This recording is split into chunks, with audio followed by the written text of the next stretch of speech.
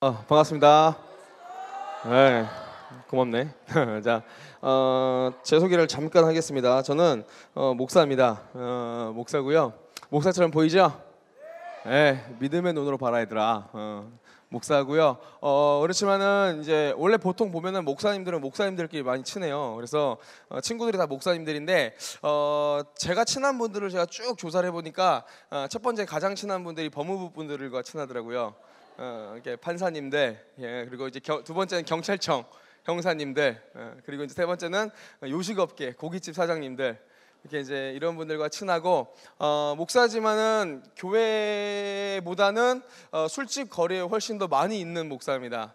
그래서 위기 청소년이라는 우리 청소년들을 전도하고 선교하는 단체 양떼 커뮤니티를 섬기고 있고요.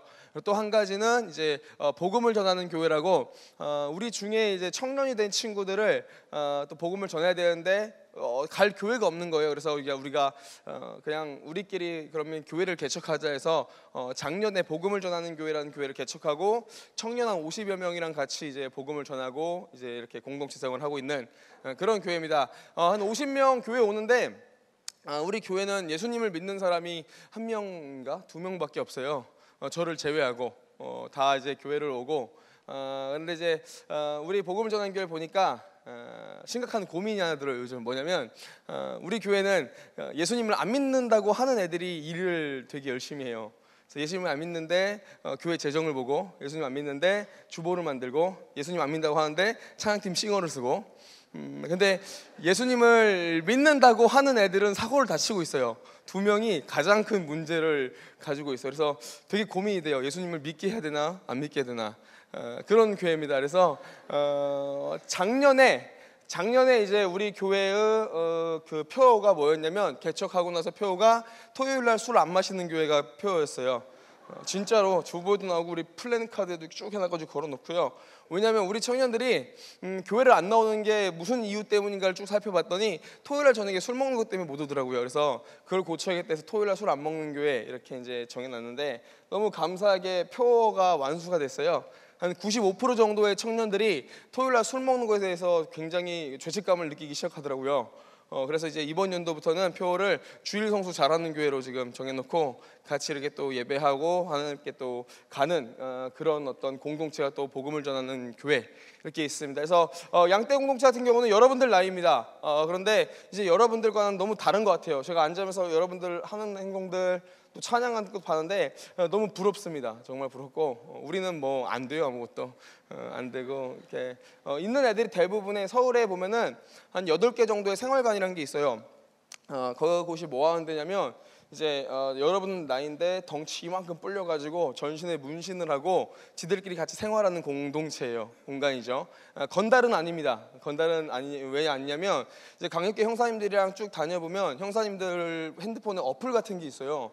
그 어플이 뭐냐면 이제 그 건달들의 그 가계도를 쭉 조사한 어플이에요. 실제 그게 있어요. 조직도가. 그래서 김태촌부터 시작한 조직도가 쫙 나오는데 거기에는 소속이 잘 안 돼 있더라고요. 그러니까 실제 건달은 아니고 이런 애들을 뭐라고 하냐면 우리 사이에서는 반달이라고 표현을 해요. 반절만 건달이라고 해서 반달이라고 하는데, 또 뭐 그런 애들한테 복음 계속 전하고 있고, 그런 애들과 함께하고 있고요. 여자애들 경우에는 대부분이 성매매 업소를 경험한 애들이 와요. 성매매 업소 출신 아이들이고 함께하는 지금도 있는 아이들이고, 여러분들 나이에요. 가장 처음 시작한 나이가 중2, 중3 이에요. 진짜로 상당히 많이 있더라고요. 그러니까 아이들이 얘기하기를 마음이 너무 아픈 게, 본인들의 삶에서 가장 돈을 많이 받을 나이가 중2, 중3이라고 하더라고요. 그러니까 이게 되게 참 마음이 아픈 우리나라의 현실인 거죠. 그래서 이제 그런 친구들 성매매 못하게 하려고 이제 붙들어 놓고, 그러다 보니까 이 친구들은 가정이 다 해체가 됐어요. 돌아갈 집이 없더라고요. 그래서 그러면 우리는 교회를 건물을 짓지 말고 집을 만들어 주자 해서 이제 양떼홈이라는 제도를 만들어서 이제 계속 이제 집 계약하러 다니고 있고, 이제 입주자들 계속 생겨서 입주하는 애들 지금 복음 전하고 같이 먹이고 이렇게 하고 있는, 그건 또 이제 저희 아내가 또 담당을 해서 하고 있고, 그래서 이제 이렇게 어쨌든 선교적인 마인드로 살아가려고 노력하고 발버둥 치는 사람입니다. 제 소개는 여기까지 하면 된 것 같아요. 그죠? 결혼했어요. 그리고 자녀가 있습니다. 자녀가 셋이나 있어요. 첫째 딸이 12살이에요. 자, 14살 손 들어봐요. 14살. 예, 니들이랑 2살 차이 나네요, 젠장. 예, 이제 나의 청소년 사역도 이렇게 끝나가나 싶어요. 우리 딸이 14살, 생각만 해도 싫다, 그죠? 자, 그래요. 우리 함께 말씀을 좀 나눴으면 좋겠습니다. 저는 그렇습니다. 이러다 보니까 별의별 사람들을 많이 만나요. 아이들 되게 많이 만나요. 그러니까 요즘 이제 최근에 사건이 무슨 사건이 있었냐면 여중생 폭행 사건 알아요? 부산 여중생 폭행 사건. 그 애들을 만났어요. 이렇게 또 몇 명은 이제 또 정심으로 올 텐데 소년들 막 다니면서 또 이제 애들을 많이 만나요. 그 친구들도 가해 애들도 만났고 피해 당한 친구들도 이제 제주도에서 집회가 있는데 왔더라고요. 그래서 이제 피해자도 만나서 기도해주고 이렇게 또 했는데 애들을 많이 만나다 보니까 저는 뭘 보냐면 살아가는 삶의 자세를 많이 봐요. 사람을 딱 만나면 어떠한 자세로 살아가고 있나, 이게 굉장히 중요하더라고요. 왜냐하면 이 자세가 삶을 결정을 짓더라고요. 되게 재밌어요. 저는 예언의 은사는 없습니다. 그런데 어렴풋이 예측은 가능해요. 왜 가능하냐면 이 자세를 보면 돼요. 되게 재밌어요. 이간질을 유독 많이 하는 애들이 있어요. 교회 안에서도. 이간질을 유독 많이 하는 애들은 이간질로 잘 되는 것 같지만 결국에 이간질로 망하더라고요. 거짓말을 많이 하는 애들은 거짓말로 되게 본인이 서는 것 같지만 거짓말 때문에 많이 망하더라고요. 이건 뭐냐면 본인이 하려고 하는 게 아니라 이게 자세인 거예요. 삶의 자세. 그렇게 자세로 살아가고 있는 거죠. 저는 그렇게 얘기합니다. 그리스도인들이 살아가는 삶의 자세가 있습니다. 세상은 세상이 살아가는 삶의 자세가 있고 그리스도인은 그리스도인의 자세가 있어요. 예수를 믿는다는 게 뭘까요, 여러분들? 전 이 질문을 정말 많이 하는 사람 중에 하나입니다. 제 스스로도 굉장히 많이 질문해요. 여러 가지 소리와 여러 가지 사건과 여러 가지 막 이런 어려움들을 겪을 때마다 제가 늘 묵상하는 건 뭐냐면 예수를 믿는다는 게 뭘까라는 것을 굉장히 많이 묵상을 해요. 예수를 믿는다는 것, 요즘 세대에서는 예수를 믿는다는 어떠한 지표를 교회만 왔다 갔다 하는 것을 예수를 믿는다라고 얘기를 하더라고요. 근데 저는 그것에 굉장히 반대하는 사람 중에 하나입니다. 왜냐하면 얘들아, 너희들은요 지금 우리 선생님들 또 어른들의 세대와는 너무 다른 세대를 살고 있어요. 무슨 말이냐면 너희들이 예수를 믿든 안 믿든 교회에 와서 예배하는 게 아무런 거부감이 없는 세대를 살고 있어요. 그러니까 교회를 온다고 하지만 우리는 사실 교회를 오면서도 손해보는 것, 희생하는 것이 그렇게 크지 않아요. 고작 해봐야 학원 좀 빠지는 것, 고작 해봐야 아침에 좀 일찍 일어나는 피곤함, 고작 해봐야 기도할 때 밥 먹는 어떤 쪽팔림, 너무 사실은 이런 것들은 하찮은 거거든요. 진짜 옛날에 선배님들, 옛날에 예수님을 믿는 분들을 보면은 예수를 믿는다는 것 자체 하나만으로 모든 재산이 압류당한 사람들도 있었고요, 죽임을 당한 사람들도 있었고요. 그렇지만은 끝끝내 교회를 사수한 선배들이 너무 많았어요. 교회를 온다는 것 자체가 너무 큰 희생과 헌신이 있었던 어떠한 모형이 있는가 반면에 오늘날은 그렇지 않아요. 우리가 손해본다고 많이 말을 하지만 사실 우리가 예수 믿으면서 손해보는 게 뭐가 있습니까? 별로 없어요. 인정하죠? 인정? 동의? 그래요. 사실 우리는요 예수님 믿는다고 하면서 그렇게 큰 희생과 아픔과 무슨 헌신을 하지 않아요. 오히려 너희들을 이곳으로 이끌기 위해서 선생님들과 전도사님, 목사님들과 부모님이 힘들 뿐이죠, 그죠? 희생과 헌신을 우리는 감당하지 않아요. 예수님이 없어도 얼마든지 예배할 수 있는 오늘날의 문화 가운데 예수를 믿는다는 게 뭘까를 굉장히 많이 고민해요. 그래서 저는 제 개인적인 결론은 그리스도인은요, 여러분들 매 삶에서 전생에 걸쳐서 그리스도를 쫓는 사람을 그리스도인이라고 저는 이야기를 합니다. 삶의 자세가요, 늘 예수를 쫓는 삶의 자세가 나오는 거예요. 예수님이 원하시는 걸 함께 원하고, 예수님께서 소중하게 생각했던 것들을 함께 소중하고, 예수님이 버렸던 것들은 함께 가감없이 버리고, 이것을 저는 예수를 믿는다라고 이야기를 합니다. 오늘 본문 말씀을 보겠습니다. 예수님께서 공생의 기간 동안에 제자들과 동행하시면서 수없이 많은 사건과 기적들을 보이세요. 그리고 기적과 이적만 보이는 게 아니라 뭘 또 하시냐면 제자들을 데리고 와서 강독을 하세요. 말씀을 가르치시고 하나님 나라는 이렇고 복음은 이렇다라고 이제 알려주시는 거죠. 같이 교육시키시고 양육시켰습니다. 삶을 함께 살았어요. 여러분, 이 삶을 함께 한다는 것만큼 엄청난 배움이 있는 효과가 없습니다. 정말로 큰 배움은요, 삶을 함께 사는 거죠. 제가 여러분들에게 여기 와서 설교를 합니다. 여러분들은 하나의 어떤 도전은 받을 수 있어요. 그런데 결국 여러분들은 누굴 닮아요? 여러분들의 담임 목사님, 여러분들의 부서의 목사님들을 닮아가요. 왜냐하면 그분들과 함께 삶을 사니까. 삶을 산다는 게 놀라운 배움의 효과예요. 저도 마찬가지예요. 참 재밌어요. 저희 애들을 만나보면은 애들 만나는데 부모가 보여요. 그런 경우가 너무 많아요. 어떤 여자애는요, 자기 엄마가 남자친구를 바꿔가면서 집에 데리고 오는 걸 너무 스트레스 받아요. 실제 그래요. 그래서 저한테 고민 상담은 그런 고민 상담을 많이 한단 말이죠. 우리 엄마가 진짜 나쁜 사람이래요. 욕을 하면서 막 우리 엄마 욕을 해요. 막 자기 엄마 욕을 막 하면서 난 절대로 엄마처럼 안 살 거야. 그런데 얘가 남자친구를 바꿔 다니면서 뭐 이렇게 막 같이 있어요. 아빠가 맨날 술만 먹고 술에 쩔어가지고 막 집안 다 깽판 부르고 난리 쳐가지고 늘 아빠를 마음 가운데 깊이 저주하고 증오해요. 근데 얘가 늘 술에 쩔어 있어요. 이건 뭐냐면 그대로 보고 배우는 거예요. 싫어도 배우는 거. 그래서 옛날에 몇 년도였나? 되게 오래전에 가게에 흐르는 저주를 끊어야 산다 뭐 이런 책이 나왔었어요. 이게 지금은 어떤 이단적인 책으로 판명됐지만 이게 되게 허무맹랑한 얘기가 아니라 이걸 너무 영적으로 풀어서 그렇지 사실 교육학적으로만 봐더라도 같이 살면 배우게 되는 게 맞는 겁니다. 예수님께서 제자들과 함께 동행하시면서 가르치셨어요. 함께 사셨어요. 그리고 이제 때가 오고 있다는 걸 아셨을 거예요. 때가 오고 있습니다. 내가 이제 누구인지를 이제 밝혀야 될 시점이 오고 있는 거예요. 내가 죽고 나서 부활 승천함으로 이제 예수의 시대가 종결이 되고 성령 하나님으로 말미암은 이제 이 친구들, 이 제자들, 이 교회들의 세대가 열릴 텐데 마음이 너무 급하셨던 것 같아요. 그때부터는 예수님께서 딱 어떤 패턴을 돌이키십니다. 그 중에 하나가 뭐냐면 제자들의 어떠한 통상적인 가치관을 계속 점검을 하세요. 그 결정적인 계기가 뭐냐면 예수님에게 제자들에게 자기의 정체성을 물어보세요. 너희는 나를 누구라고 하느냐? 너희는 내가 어떠한 사람이냐? 사람들은 나를 뭐라고 이야기하느냐? 계속 물어보신다라는 거예요.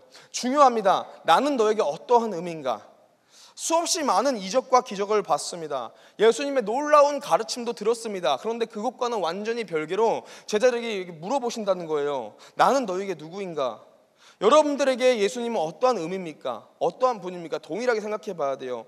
여러분들이 교회를 아무리 많이 다녔다고 한들 엄빠가 장로님 권사님이라고 한들 혹은 목사님 자녀라고 한들 이런 것과는 다 상관없이 찬양팀을 한들 뭐 교회에 아무리 많은 헌신과 많은 헌금을 했다고 한들 이런 거 다 빼고요. 여러분들 한 가지 문제만 직면해 보세요. 예수님은 여러분들에게 어떠한 의미냐고요. 여러분들 이게 오늘날 굉장히 큰 어떠한 임팩트로 우리에게 다가올 거예요. 예수님이 나에게 어떠한 분입니까? 제자들이 이야기합니다. 사람들은요 예수님을 선지자들 중에 한 분이라고 합니다. 예수님 다시 물으세요. 그러면 너희들은 나를 누구라고 하느냐?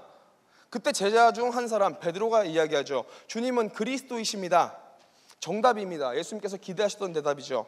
그리고 예수님 말씀하십니다. 내가 온 세상을 구원하기 위해서 온 이 구세주인 것을 공개적으로 선언할 때가 분명히 올 텐데 그때까지는 이 진리들이 숨겨져야 된다고 얘기하시면서 또 베드로의 책망이 나오고요. 그 다음 구절로 오늘 본문 말씀이 등장을 합니다. 이 본문 말씀은 제자들에게 요구하시는 거예요. 너희들이 진짜 나를 따른다고 한다면 이렇게 살아라. 예수를 믿는 사람들의 역할, 삶의 자세, 진정한 임무가 무엇인지를 이야기하는 구절이라는 거죠. 저는 개인적으로도요. 저는 뭐 우리 서현 중등부를 한 3, 4년 전에 한번 갔던 기억이 나요. 그때 본 친구들이 서현 고등부에 지금 있을까요? 뭐 있겠죠. 손 한번 들어볼까요? 그래요. 많이 늙었네요. 그죠? 엄청 파릇파릇했는데 지금 이제 수능에 쪄들어가지고 도저히 고등학생이라고 볼 수 없는 얼굴들이 몇 있네. 그래요. 축복합니다. 어쨌든 저는 늘 새벽에 이렇게 나가요. 저녁 11시 정도면 저는 항상 나가요. 뭐 큰 일이 없으면 항상 저녁 11시에 나가서 새벽 뭐 늦으면 한 아침 6시 정도에 집에 들어와요. 그런 삶을 늘 살아요. 뭐 좀 이르면 새벽 4시. 오늘도 그렇게 했죠. 오늘도 새벽 4시에 집에 들어왔죠. 어저께 일본으로 우리 비전 트립 갔다가 오자마자 큰일 당한 어떤 애가 있어서 가서 장례식 같이 치러주고 애 달래주고 애들 만나고 집에 왔더니 새벽 4시더라고요. 늘 이런 삶을 살아요. 저는 늘 술집 거리를 많이 다녀요. 왜냐하면 우리 성도님들이 그 시간에 거기 있기 때문에 우리 성도님들은 그렇게 활동을. 저는 신방을 가는 거예요. 여러분 신방이 뭐예요? 여러분들의 목사님, 여러분 전도사님 여러분들의 있는 곳을 찾아가는 거죠. 그리고 신방을 우리 성도님들은 다 거기 계세요. 그 시간에. 그러니까 그렇게 갈 수밖에 없어요. 가서 만나요. 만나고 뭐 우리는 복음 전합니다. 복음 전하고요. 애들 같이 성경 공부도 하고요. 뭐 성매매 없어 다니는 애들도 있어요. 걔네들 같이 만나면 막 옷이 너무 야해. 근데 우리가 카페에서 모여서 우리는 뭘 하냐면 진짜 성경 공부해요. 우리는 큐티책 피고 큐티 장책 안 갖고 와서 대부분 안 갖고 와요. 그러면 어플에 성경 어플을 깔아. 그래서 성경을 다 갖고 그걸로 큐티를 해요. 우리는 큐티를 하는데 주변 시선은 사뭇 다르죠. 막 이렇게 막 아저씨들이 와가지고요, 막 우리 애들 막 이렇게 뭐 어떻게 하려고도 하고요, 막 제가 거기서 또 막 아저씨랑 싸움도 몇 번 하고요. 또 막 이런 싸움들이 참 많이 일어나요. 술집에 있으면 전 테이블이 정말 전 테이블이 다 이렇게 술을 먹는데 우리 테이블은 음료수와 콜라만 먹어요. 그런데 전 테이블 중에 우리 테이블이 제일 악해 보여요. 왜냐면 애들이 몸에 다 문신이 있으니까. 이런 날이면 이제 우리는 난 되게 마음에 뭔가 찜찜해요. 항상 몸에 전신에 다 문신이 있으니까 앉아가지고 이렇게 음료수만 먹는데 술 먹은 사람보다 더 목소리가 크고 욕을 해요. 자꾸 시비가 붙어요.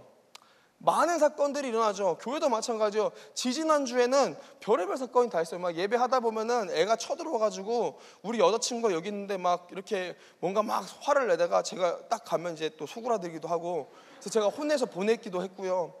택튀라고 알아요? 택시 타고 튀어가지고 돈 안 내고 그런 애들이 택튀라고 하더라고요. 택시 타고 교회로 왔어요. 근데 돈을 안 내고 도망쳤는데 교회로 들어온 거예요. 그래서 예배를 시작해야 되는데 그 기사님이 오셔가지고 뭐라고 하시더라고요. 그래서 죄송하다고 해서 그걸 또 이렇게 회의를 또 한 일들, 별의별 일들이 많이 일어나죠. 그 가운데 제가 끊임없이 묵상하는 구절도 오늘 본문 말씀입니다.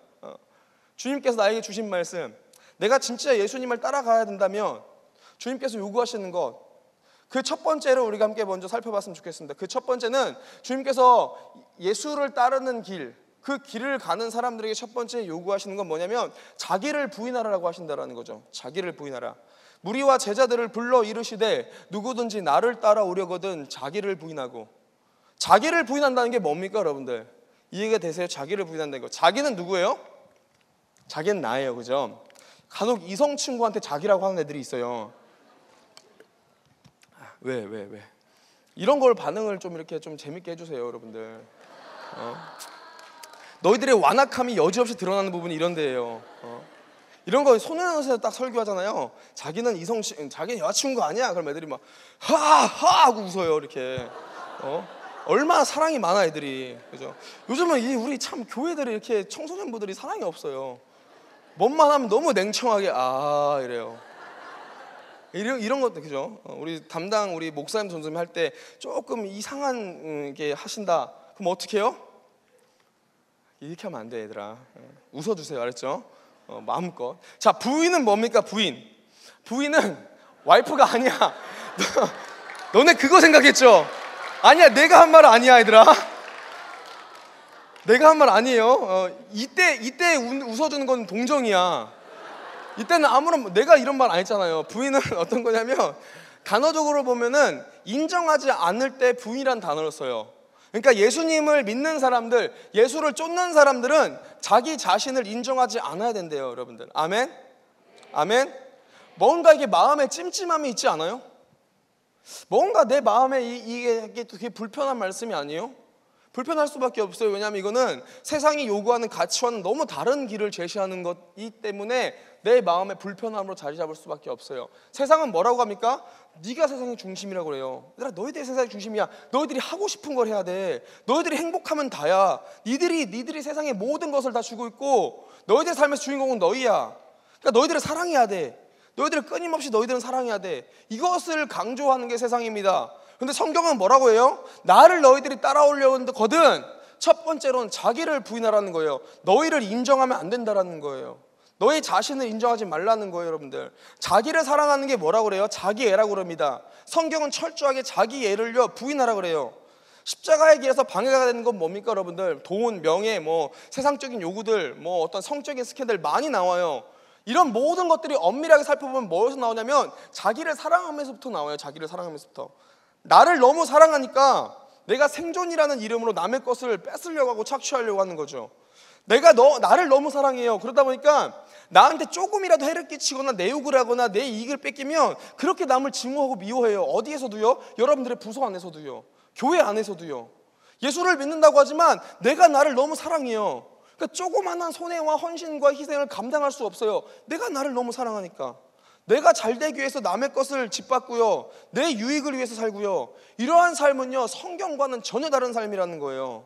그리스도인의 삶에서 가장 많은 문제들이 등장하는 근본적인 이유는 자기애입니다. 여러분들, 자기애.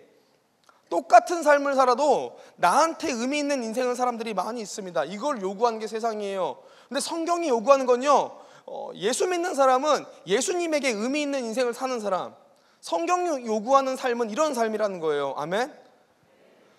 우리의 삶의 면밀한 어떤 죄들을 살펴보면요, 자기로부터 시작하는 것들이 많이 있습니다. 그래서 우리는 그리스도인으로 살아갈 때 평생에 싸워야 되는 건 뭡니까 여러분들? 남과 자꾸 싸우려고 하지 마세요. 어떻게 보면 사단 마귀의 유혹도요 그렇게 큰 게 아니에요. 내 마음 가운데 나를 사랑하는 어떤 이 욕망을 부풀리는 게 사단 마귀의 역할이지, 사단 마귀가 별로 그렇게 우리 예수 믿는 이들에게는요 그렇게 큰 권세가 없습니다.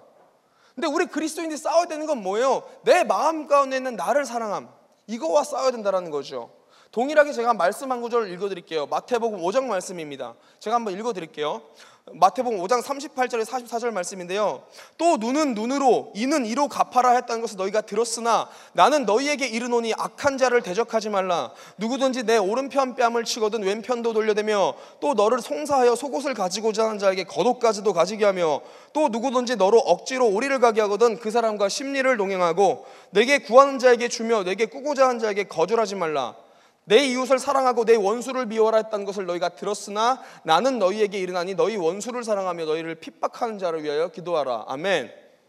오늘 이 마태복음 5장 말씀도 동일한 맥락입니다. 너희들이 진짜 하나님의 자녀잖아, 니들이 진짜 예수를 믿는다고 하잖아, 그러면 이렇게 살으세요라는 요구인 거예요. 첫 번째 요구가 뭡니까? 누구든지 내 오른쪽 뺨을 때리거든 왼편도 돌려대라는 거예요.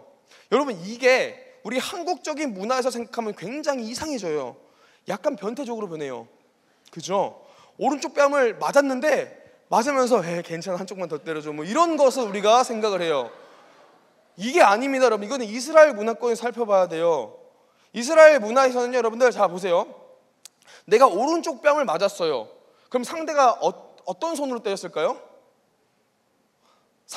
내가 너희들이 나를 오른쪽 뺨을 때린단 말이야. 그럼 어떤 손으로 때릴까요? 얘들아, 이게 생각을 해봐봐. 생각을. 야, 옆에 있는 친구 봐봐. 자, 옆에 있는 친구의 오른쪽 뺨을 때려봐봐. 자, 어느 손이 나가요?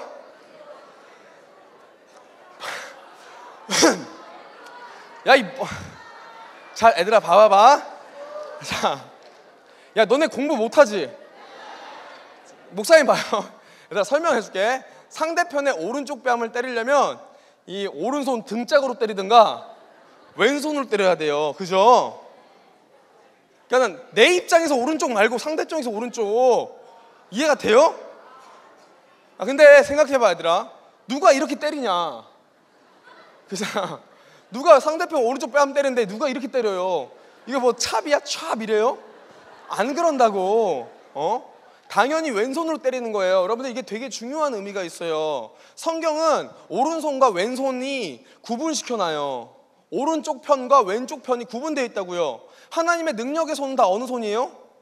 오른손이에요. 하나님의 권능의 팔은 오른팔로 너희를 지키시고요. 능력의 손으로서 다 오른쪽이에요. 왼쪽은 여러분들 이스라엘 문화권에서는 뭔가 되게 부정하고 되게 찌질하고 연약한 거예요.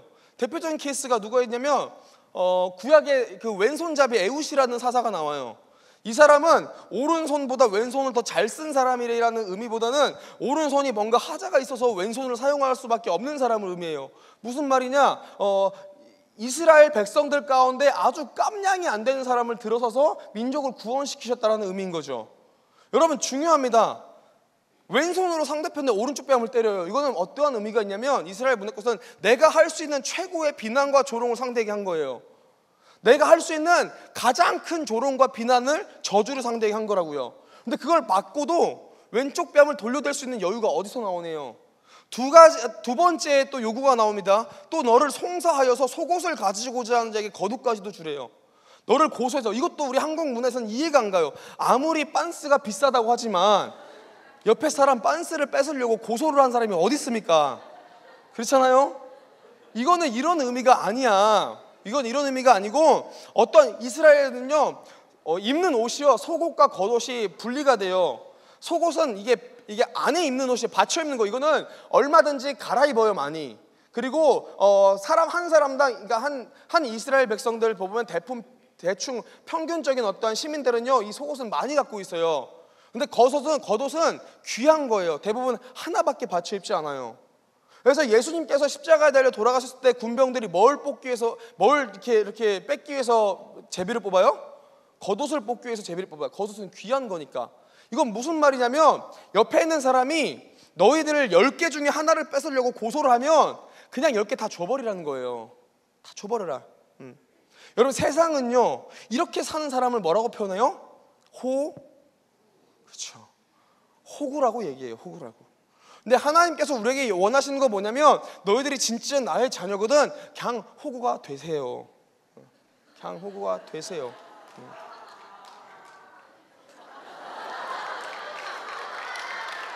아니 잠깐만. 지금 동정하는 거냐 회의하는 거냐? 잘 들으세요. 이게 참 그래요.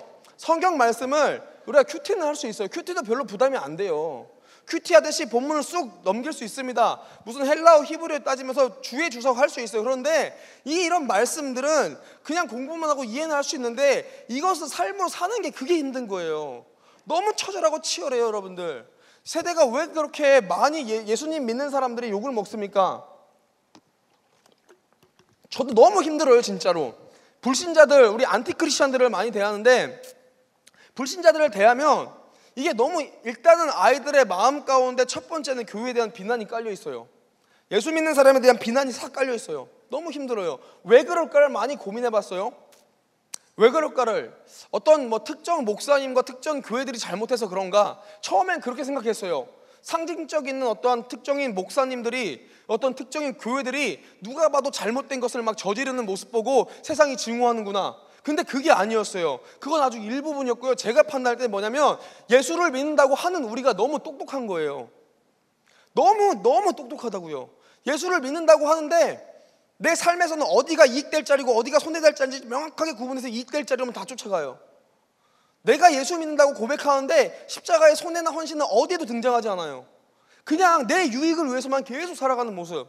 여러분, 이것 때문에 예수님을 많이 등겼다는 거 우리가 인정해야 돼요. 십자가에 죽지 않은 우리 때문에 우리 주위가 세상이 변하지 않고 있다는 거예요. 너희들도 마찬가지입니다. 학교 욕을 할 게 아니라, 가정 욕을 할 게 아니라 엄밀하게 십자가 예수를 믿고 있는데 죽지 않은 나 때문에 내 주위가 변하지 않고 있다는 것을 한번 고민해 봐야 된다는 거죠. 여전히 우리의 삶은 똑같아요. 교회에 다니고 예수님을 믿지만 여전히 내 마음의 깊은 곳에는 멀끔하고 번듯한 직장만 쫓아요.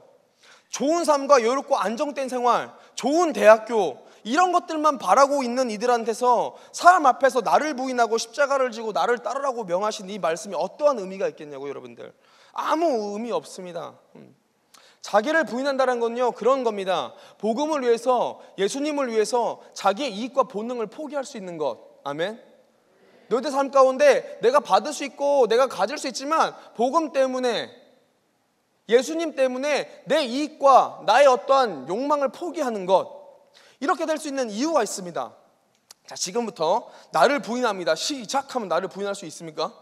아니요, 이건 그렇게 쉬운 문제가 아니에요. 이 욕망이라는 게 얼마나 강한데, 자기애가 얼마나 강한데 여러분들, 이렇게 될 수 있는 이유가 있어요. 딱 한 가지 이유가 있습니다. 따라할까요? 예수. 따라하자. 예수. 사랑. 아멘. 예수님을 사랑하면 삶 앞에서 내가 나를 부인하는 삶들을 내가 돌이켜보면 살고 있는 거예요. 내가 이제부터 나를 부인합니다라고 결정하는 게 아니라 그냥 예수님을 사랑하는 삶, 더 깊이 사랑하는 삶, 더 깊이.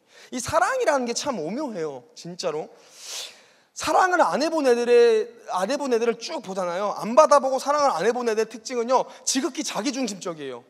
나밖에 없어, 나밖에. 근데 사랑을 하잖아요. 이게 참, 얘들아 사랑을 해봤냐? 그래요. 어디 청소년이 사랑을 하려고 그래요. 니들이 사랑해야 될 건 예수님과 책이에요. 난 되게 보수적이에요. 여러분들 양떼 사역한다고 막 개방적이지 않아요. 난 여러분들은 이게 있어요. 내가 기대하는 이 목표치가 있어요. 그렇잖아요. 야, 그래도 분당 우리 교회 청소년분들, 그렇잖아요. 여러분들은 인정하든 인정하지 않든 분당 우리 교회 청소년분들 기대치가 있는데 여러분들이 막 내 눈에 흙이 들어가도 안 돼요. 그거는. 여러분들이 지금 나이에 여러분들은 책과 예수님 사랑, 그죠? 근데 여러분 제가 이제 이제 결혼을 하고 하다 보니까 이제 이게 사랑이란 게 참 오묘하다는 걸 깨달아요. 사랑이란 게 정말 신기해요. 사랑을 하면은 이 내가 없어요. 아침에 일어나면 항상 사랑하는 사람이 생각이 나요. 진짜 그래요. 예. 왜? 한때 그랬어요, 임마. 한때. 이게 그래요, 진짜. 이게 되게 뭐 밀당이나 뭐 이런 뭐라고 해야 돼? 썸 탄다. 이거는 사랑하는 거 아니야. 무슨 사랑은 올인이에요, 올인. 밀당 썸이 어디 있어요? 누구 사랑하잖아요. 그냥 거기 완전 빠져 죽는 거예요. 제가 청소년 너희들만 할 때 목사님이 너희들이 뭐 믿지는 않겠지만은 저는 연애를 되게 많이 했어요. 진짜요. 하나님 살아 계신데 내가 어느 안전이라고 거짓말 하겠어. 연애를 정말 많이 했어요. 내가 연애를 할 수 있는 이유는 난 되게 사람을 잘 분석하거든요. 자매들은 말이에요, 잘생긴 형제를 그렇게 막 따라하지는 않더라고요. 뭐가 잘생긴 형제보다는 분위기가 멋있는 형제를 많이 좋아하더라고요. 진짜로. 우리 왜 내가 아니란 뜻이냐? 자, 그래요. 이게 또 형제들은 완전히 달라요. 형제들은 이상형 얘기하면은 다 그래요. 미소가 이쁜 여자예요. 뭐 눈이 이쁜 여자를 좋아해요. 그건 그냥 이쁜 여자야. 이쁜 여자가 미소를 지으면 미소가 이뻐 보이는 거고요. 이쁜 여자가 나를 보면 그냥 그 눈이 이쁜 거예요. 야, 솔직히 우리 인정해야지, 그지 얘들아? 형제는 무조건 이게 아니라고 해도요, 이쁜 그래요. 교회에서 항상 그래요. 내가 사귀는 우리 와이프는요, 내가 같이 우리 결혼한 우리 와이프는요, 교회에서 만났는데 기도하는 모습이 너무 이뻤어요. 보면 이분은 기도 안 해도 그냥 이뻐요. 응?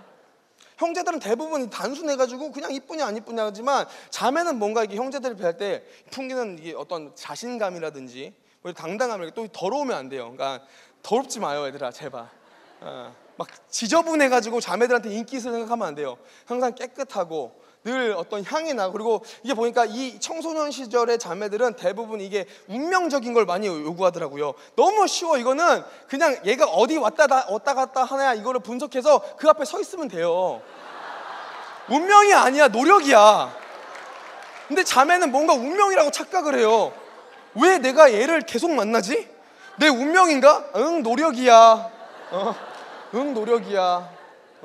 그냥 서 있는 거야, 거기에 그냥. 그럼 애가 이제 이렇게 싹 오는 거란 말이죠. 근데 생각해보면 나는 또 이제 청소년 때 연애할 때 목사님은 막 내가 딱 완전 성향이 남자잖아요. 저는 이렇게 막 자기야, 여보 이런 거 너무 싫어했어요. 자기는 누구라고? 왜? 자기는 누구라고? 나예요. 네가 왜 자기는 너야? 막 그러면서 진짜 저는 막 이런 애정편도 너무 싫어하고요. 막 이런, 그러니까 이제 보면은 그랬어요. 친구들보다 조금 더 친한 친구 같았어요. 느낌이 뭐 수없이 많이 거쳐간 그녀들을 떠올리면 대부분 그래요. 대부분 같이 영화관에서 영화 보고요, 카페에서 이렇게 막 차 마시고요, 그냥 이렇게 막 힘든 거 얘기하고 막 이런 종류였어요. 그러다가 제가 대학교 가서 한 여자를 만났거든요. 느낌이 달라요. 느낌이. 그 첫 번째 증거가 뭐냐면 신학교 때인데, 신학교 과정이 너무 힘들었어요, 저는. 왜냐면 또 이게 고신대학교라는 대학교를 나왔어요. 신학과라는. 거기는 너무 이렇게 공부를 많이 시킨 대학교였어요. 고등학교 때 공부를 하나도 안 하다가 그때 공부를 하려고 하니까 이게 대체 단어 뜻이 뭔지를 모르겠는 거예요. 그러니까 공부가 너무 힘들었거든요. 근데 그 공부를 힘들게 하면서도 저녁에 제가 택배차 아르바이트를 했어요. 여자친구 커플링 사준다고. 와지 얘들아. 너희들이 왔는데 선생님들은 참 미쳤구나. 생각해보면 내가 우리 엄마한테는 단 한 번도 이런 적이 없어요. 근데 여자친구 사주겠다고 택배차 아르바이트를 해요. 진짜 재밌어요. 택배차가 정말 힘들어, 얘들아. 이 택배를 하면서도 나는 또 성경적으로 봐요. 택배와 복음은요, 묘한 공통점이 있어요. 진짜요. 택배를 전하는 사람은 힘들어요. 근데 받는 이는 항상 좋아해요. 약간 복음의 논리죠. 두 번째는 택배를 받는 이들은 대부분 여자와 어린 아이들이에요. 그죠? 복음과 아주 비슷한 맥락들이 제법 있어요. 어쨌든 이렇게 막 택배를 하면서 몸이 너무 힘들어요. 그런데 내가 택배 일을 한 달간 하면서 한 번도 힘들었던 경험이 없어요. 왜냐하면 마음이 설레는 거야. 내가 열심히 일을 해서 월급 받아서 이걸로 우리 여자친구 커플링 해주면 얼마나 기뻐할까가 떠오르니까 힘들지가 않는 거예요. 그 여자친구가 지금 와이프예요, 와이프. 그때만 그랬어요. 그때만. 지금은 힘든 게 힘든 거죠, 그죠? 한편으로는 되게 억울해요. 왜 내가 벌었는데 얘가 쓰지? 막 이런 느낌도 들어요. 지금은 그래요. 근데 어쨌든 연애할 때 보니까 이게 나는 여러분들에게 얘기하는 게 그거예요. 얘들아, 너희들이 신앙생활이 힘들다고 하잖아, 그죠? 신앙생활 어렵다고 해요. 내가 하나님을 위해서 뭔가를 하는 게 힘들어요. 정말 미안한데 왜 힘드냐면 니들이 일적으로 접근하니까 그래요. 신앙은 일적인 게 아니라 예수 사랑이에요, 여러분들. 너희들이 온 마음과 정성과 뜻을 다해서 하나님을 사랑하잖아요. 그러면 이게 힘들지가 않아요. 정말 그래요. 뭔가 기뻐. 내가 힘든 상황이 맞는데 뭐가 너무 행복해요. 그냥 주님과 나와 함께하는 어떤 이 러브 스토리. 저는 아직까지 얘기합니다. 저는 어떤 방송이나 인터뷰에서도요, 어떻게 위기 청소년 사역을 그렇게 오래 할 수 있었냐요. 보면은 이 위기 청소년을 사역으로 접근한 사람이 별로 없어요. 오래 했어요. 보면 그분들 중에서 대부분 이분들은 하시다 보면 복지나 어떤 센터나 이쪽으로 다 빠지세요. 왜냐하면 이게 힘들어요. 당장에 애들 사먹일 돈이 없으니까 이런 쪽으로 이렇게 하시거든요. 저는 그냥 선교단체예요. 아무것도 없어요. 어떻게 이렇게 할 수 있냐, 사역으로 할 수 있냐라고 얘기하면 전 늘 그렇게 얘기해요. 저는 위기 청소년 사랑해서 하지 않고 예수님 사랑해서 해요. 저의 고백인 거예요. 예수님 사랑하니까 이게 뭔가 내가 너무 힘들어도요, 뭔가 감사해요. 난 사랑하는 우리 분당 우리 교회 사랑하는 우리 친구들에게 도전하는 것은 나를 부인한다는 것. 여러분, 이건요, 예수님을 깊이 사랑할 때 나올 수 있는 하나의 현상이라는 거예요. 자기 애의 포기, 예수님을 너무 사랑해서 자기 애를 포기한 것의 최고의 표현이 뭡니까? 순교 아니에요, 순교, 그죠? 순교를 어떻게 할 수 있냐고요? 그 무서운 다른 나라들에 가가지고 그 무서운 사람들한테 복음 전한다고 어떻게 죽임을 내 목숨이 안 아까울까요? 아니요. 그들은 용감해서가 아니라 나보다 예수님을 더 사랑하니까 내가 주님을 위해서 이 내 한 몸 못 바치냐, 이런 마음인 거예요. 이런 마음. 자기를 우상 삼지 않고 자기보다 예수님을 더 많이 사랑할 때 나올 수 있는 표현의 정수. 여러분, 오늘날의 기독교인들은 고백하는 겁니다. 예수님보다 더 사랑하는 것을 우상이라고 여겨요. 그죠? 예수님보다 더 사랑하는 게 우상이래요. 그런데 그 우상 가운데는 나 자신도 포함될 수 있다는 것을 우리가 극명하게 기억해야 됩니다, 여러분들. 그렇습니다. 여러분들 도전합니다, 여러분들. 여러분들은 예수님 사랑하길 소망해요. 아멘. 오늘보다 내일 더 사랑하세요. 아멘. 예수님 깊이 사랑하세요. 지금 내 삶이 힘들지 않아요. 사랑하는 이와 함께 한다면 모든 것이 다 연애고 즐거움이에요. 100만 원, 1000만 원 있을 때의 연애보다 1000원짜리 한 장으로 연애할 때가 더 행복한 법이에요. 왜냐하면 그때 진짜 사랑이 나올 수 있어요, 여러분들. 여러분, 힘들수록 예수님 사랑하시기를 간절히 소망합니다. 아멘. 두 번째, 우리 삶 가운데 예수님께서 원하시는 건요, 자기의 십자가를 지라고 하신다는 거죠. 34절 다시 한번 읽습니다. 무리와 제자들을 불러 이르시되 누구든지 나를 따라오려거든 자기를 부인하고 자기 십자가를 져라. 자기 십자가를 져라. 자기를 부인한 사람은 이제 십자가를 짊어지고 살아가야 되는 거죠. 이것을 뭐라고 하냐면, 따라해보자. 사명. 저는 이 사명에 대해서 이야기하고 싶습니다. 여러분들 고백할까요? 나는 따라하자. 나는 자냐? 아니, 자냐는 따라하지 말. 한국의 주입식 교육의 문제예요. 이 자냐를 왜 따라해? 화가 나려고요. 자, 마인드 컨트롤하고. 자, 까먹었잖아. 그래요. 나는 사명이 있습니다. 아멘. 여러분, 사명이 있어요. 아멘. 우리가 예수를 믿는다는 거는 그냥 예수 믿고 끝났다는 거 아니에요. 이제 예수님의 십자가가 나한테 이제 전가가 된 거예요. 짊어지고 가야 되는 사명이 분명히 있습니다. 여러분들이 이루고 완성해야 될 사명이 있어요. 니들이 그냥 그렇게 살면 안 돼, 얘들아. 진짜로. 공부 좀 못한다고 무기력하게 있고요, 남들과 비교해가지고요 마음 싱숭생숭하고요. 왜 그렇게 삽니까, 여러분들? 여러분들, 하나님께서 여러분들을 왜 이 땅에 내보내셨어요? 그 목적과 이유하심이 분명히 있어요, 여러분들. 니들 사명이 있다고. 사명이 있는 사람들은 사명 따라 사는 거예요. 아멘. 예수 믿는 사람들이 사명을 감당하지 않으면 세상이 더 어두워져요. 악이 창궐하는 게 아니야. 예수 믿는 사람들이 본인들이 소명을 감당하지 않는 거예요. 그게 악해지는 거예요. 악은 여전히 있었어. 난 정말 안타깝습니다. 이 시대가요, 너무 이 청소년들은 이 대학에 자기의 모든 걸 걸고 있어요. 대학 공부하지 말라는 소리 절대 아니야. 얘들아, 공부 열심히 해야지. 니네들이 할 수 있는 지위와 역할에서는 공부 열심히 해야 되는 거예요. 그런데 그것이 너희들의 어떠한 전부가 아니에요. 난 제발 여러분들 예수님을 믿으면 하나님과 함께 하는 사람들은 사명이 있어요. 사명이. 난 이 시대의 기독교인들이 하나님 나라 갔을 때 한 가지 죄가 걸릴 것 같아요. 무슨 죄냐면 직무유기죄, 방임죄. 나 이 양떼 사역을 하다 보니까 위기 청소년들과 같이 대하면 한 손에는 성경, 한 손에는 법률을 들게 돼요. 법에 대해서 조금씩 공부하고 있거든요. 방임죄가 놀랍도록 지금 우리 이 세대가 짓는 하나의 죄인 거예요. 직무유기죄가 너무 이 세대가 지은 우리 그리스도인들이 짓는 죄 중에 하나인 거예요. 마땅히 해야 됨을 알고도 마땅히 해야 되는 위치임에도 본인들이 하지 않아서 사태를 더 악화시킨 죄.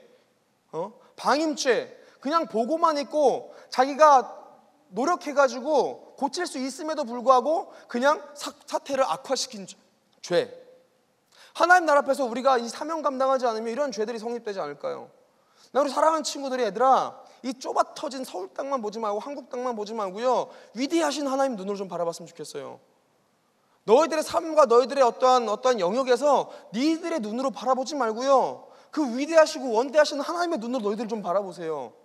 하나님이 내가 나를 이 땅에 왜 태어나게 하셨는지 너희들만 감당할 수 있는 그 십자가들이 분명히 있는데 살아가면서 여러분들 우리는 어차피 모든 걸 다 짊어지고 살아가요.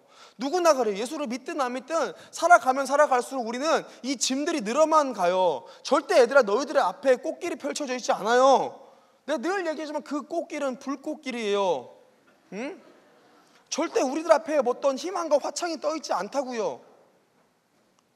늘 살아가면 살아갈수록 우리의 어떠한 삶에는 짐만 얹혀져요. 그리고 이 세대가 뭐라고 얘기합니까? 가정의 짐, 직장의 짐, 학업의 짐, 관계의 짐 살아가면 살아갈수록 짐만 늘어가고요. 이 세대가 얘기하는 건 뭐예요? 이 속에서 교회 다니면서 십자가의 짐까지 짊어질 여유가 없다고 말하는 세대가 이 세대입니다. 여러분들 착각하면 안 돼요. 마태복음 11장 보면 그렇게 얘기합니다. 수고하고 무거운 짐진 자들아 다 내게로 오라. 내가 너희를 쉬게 하리라. 나는 마음이 온유하고 겸손하니 나의 멍에를 메고 내게 배우라. 그리하면 너희 마음에 쉼을 얻으리니 이는 내 멍에는 쉽고 내 짐은 가벼움이라 하시니라. 아멘. 진짜 쉼은 내가 내 사명을 감당할 때 일어난다는 거예요. 세상의 짐을 벗어버리는 게 이게 내 쉼을 얻는 게 아니라 내가 도리어 십자가를 짊어질 때 내 마음의 평안과 안정과 쉼을 얻을 수 있는 거예요. 세상은 애들아 구도가 그래. 너희들에게 지금 학업을 막 강조해서 공부 못하면 다 죽을 것 같죠? 그래서 어떻게 돼요? 현상이 수능 끝나면 항상 누구 하나씩 자살해요. 나는 이게 너무 마음이 아파요. 우리 애들 가운데는 수능을 안 기다리는 애들이 없어요.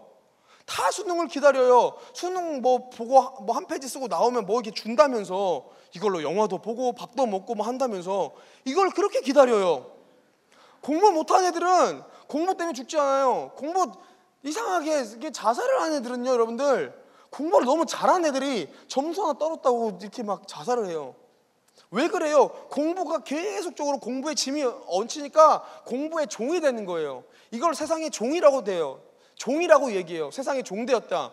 돈을 우리가 쫓아가니까 승진을 쫓아가니까 늘 어떠한 명예를 쫓아가니까 이거에 종되는 거예요. 그래서 세상은 이걸 종살이 삼아서 질질 끌고 다녀요. 하기 싫어도 승진 때문에 어쩔 수 없이 해야 돼. 하고 싶지 않아요. 이게 잘못된 걸 아는데도요 내가 어떤 학교에서 좋은 학교 가려면 해야 돼. 질질 끌려다니고 세상의 종인 거죠. 그런데 십자가를 감당한 사람들은 세상의 종이라고 얘기하지 않고요 복음의 빚진 자라고 얘기해요. 여러분들 이 놀라운 진리를 우리가 알아야 돼요. 복음의 빚진 자, 복음의 빚졌으나 자유한 자. 이 복음의 빚진 자는요 언어적으로 살펴보면 복음의 빚진 사람이 아니라 복음의 빚진 죄인이에요. 똑같이 굉장히 암울한 상태예요. 그런데 복음의 빚진 자는 여러분들 내가 예수님께 받은 그 복음을 갚기 위해서 노력을 해요. 이 빚을 갚기 위해서. 빚을 어떻게 갚습니까? 못 갚으니까 십자가는요 갚는 게 아니라 전가를 시키는 거예요. 다른 이들도 함께 이 십자가의 빚을 감당해서 사랑의 자유함을 얻도록. 여러분 우리의 삶은 어떻습니까? 한번 생각해 봐야 돼요. 제가 돌이켜보니까 양떼 사역을 그만두고 싶을 때가 딱 한 전이 있었어요. 물론 늘 그만두고 싶어요. 여전히 지금도 마찬가지로 그만두고 싶은데 내가 고백으로 하나님 나 이거 절대 안 합니다. 때려칩니다라고 고백했던 때가 있었어요. 그때가 언제냐면은 바야흐로 한 5년 전이었던 것 같아요. 그때는 진짜 너무 힘들어. 지금은 좀 재미가 없어요. 왜냐하면 이 전화 한 통이면 다 돼요. 경찰 우리 교회 공동체 리더가 우리 서울지방경찰청의 형사님이시고요. 뭐 판사님들이 종교가 뭔지도 몰라요. 근데 우리 교회 한 번씩 오세요. 같이 예배 드리세요. 그러니까 이제 전화만 한 통이면 다 되는 구도예요. 뭔가 문제 터지면 어디 원이냐? 그럼 전화해가지고 저 이호세 목사인데요. 이러면 돼요. 경찰도 옛날에 막 쫓아다녔거든요. 이제는 별로 이게 재미가 없어요. 이 재미가 옛날에 그 다이나믹성을 상실했나 봐. 회개해야 돼 나도, 그죠? 전화 한 통이면 다 돼요 이제. 근데 옛날에 그때 당시에는 뭐 없잖아. 애들 책임다고 나도 미련하게 늘 이렇게 다녔단 말이에요. 그러니까 너무 간증이 긴데 요약해서 말하면 양떼를 어떻게 시작하게 됐냐면, 교회 사역을 하다가 교회 문 따고 새벽에 교회 본당에서 술 먹던 애들 쫓아내다가 시작했어요. 쫓아내다 보니까 정이 드는 거예요. 그래서 얘네들을 붙잡고 그냥 안 쫓아내고 국밥을 먹였어요. 그러니까 애들이 교회에 오기를 시작해요. 교회 중고등부 애들이랑 이게 마찰이 있어요. 그러면 우리가 예배를 따로 하자 그래서, 너네들은 토요일날 저녁 7시에 술 제일 많이 퍼먹으니까 토요일날 술 못 먹게 하려고 저녁에 7시에 교회로 와.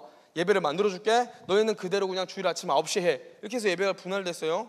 첫 번째 처음에 이제 양떼 예배를 하는데 애들이 이렇게 한 11명 모였는데 이름이 하나 있어야 될 것 같은 거예요. 예배 이름이. 예배 이름을 막 고민을 해요. 내가 성경책을 막 들여다봤더니 대부분 뭐 교회 중고등부 이름은 뭐 다니엘 부서 뭐 이러잖아요. 나도 양심이 있지. 얘네들은 다니엘이 아니야. 상태가 전혀 다니엘은, 꼽으라고 한다면 느부갓네살 왕이죠. 다니엘은 아니죠.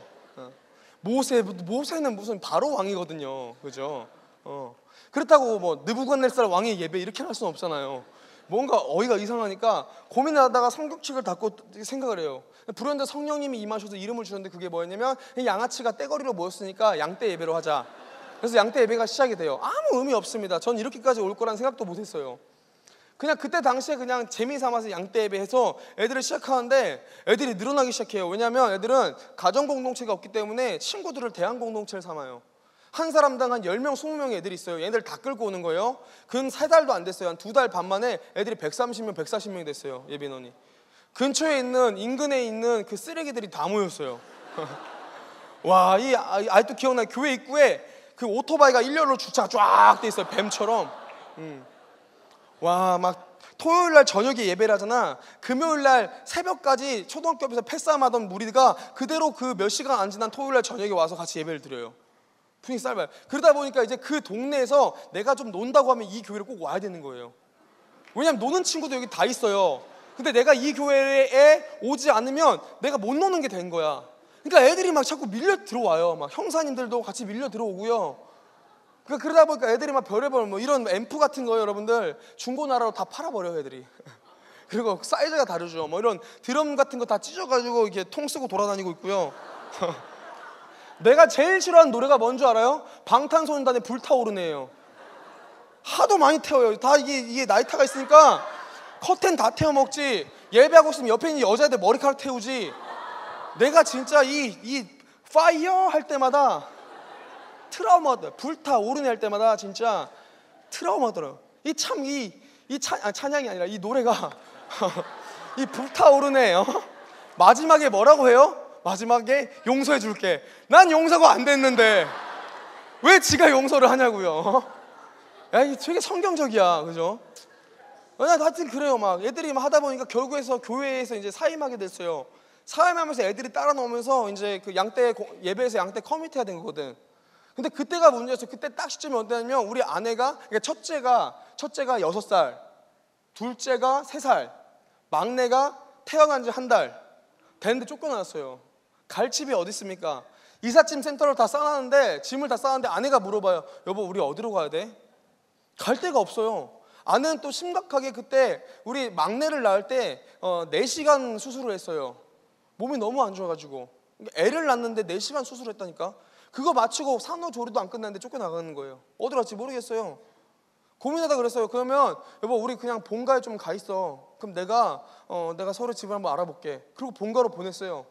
그리고 나서 한 4년 5년을 혼자 서울에 살았던 것 같아요. 아내랑 저도 같이 산 게 날수가 그렇게 오래 아니에요. 지금 오래되지 않았어요. 그러면서 이제 고시원들 돌아다니면서 사역했던, 뭐 이렇게 전임 전도사 안 나고 어디 교회 파트타임으로 갔어요. 뭐 사례가 얼마나 있겠습니까? 애 새 가정을 책임지기 힘든데. 근데 그때 또 딱 때마침 아내가 본가에 갔을 때 아버지가 이게 중풍으로 쓰러졌어요. 그러니까 아내는 이 회복도 안 된 상태에서 아버지 돌보고 애들 3명 다 돌본 거야. 그러니까 이제 얼마나 힘든, 이 재정도 없는 거예요. 그거 이제 근데 애들이 또 애지간히 처먹어요, 애들이. 그렇죠?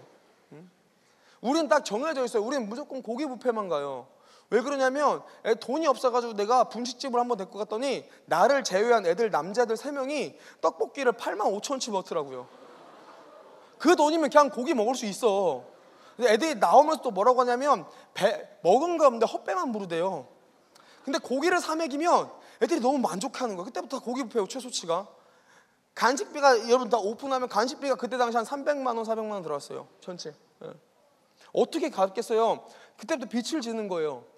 그래서 그 카드 값이 많이 들었어요. 카드 값이 빚이 많이 남았어요. 근데 얼마 전에 그걸 다 갚았는데 하여튼 엄청 많이 갚았었어요. 빚이 졌었어요.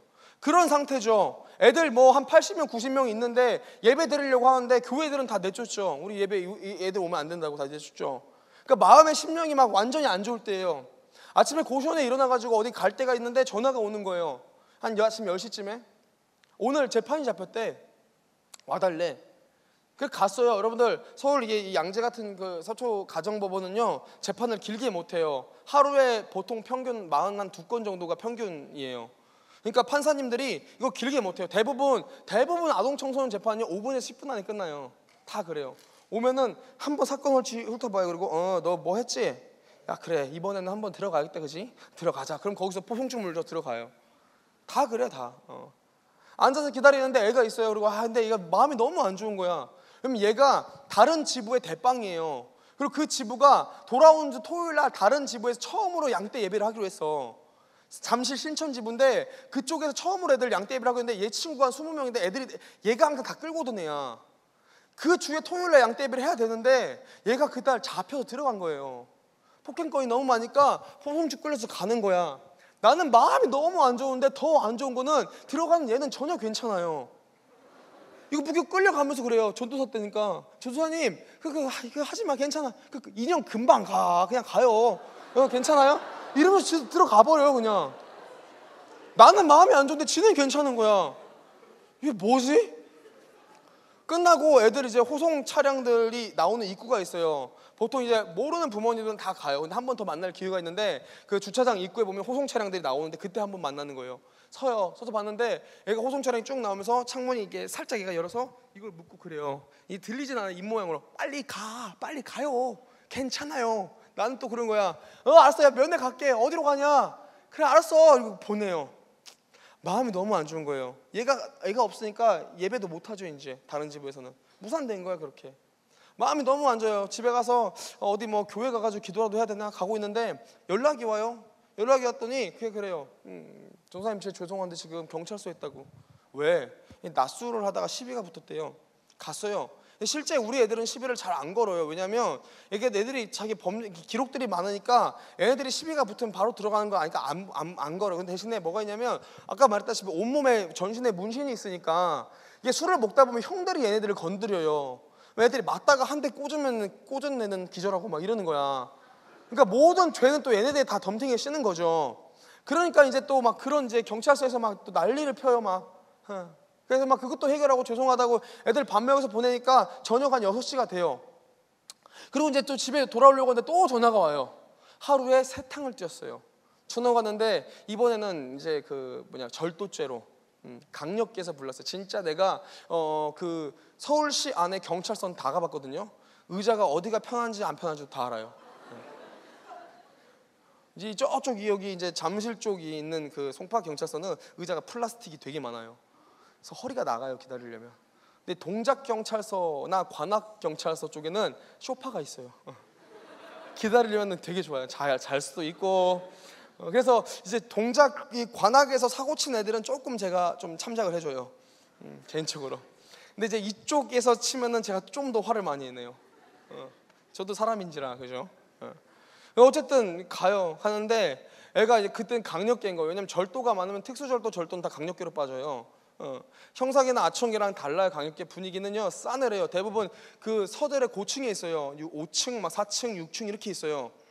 뭐 다 다르지만은 대부분 고층에 있어요. 들어가잖아. 그럼 앞에 철창문이 2개가 있어요. 그리고 안에서 열어줘야 되는 거야.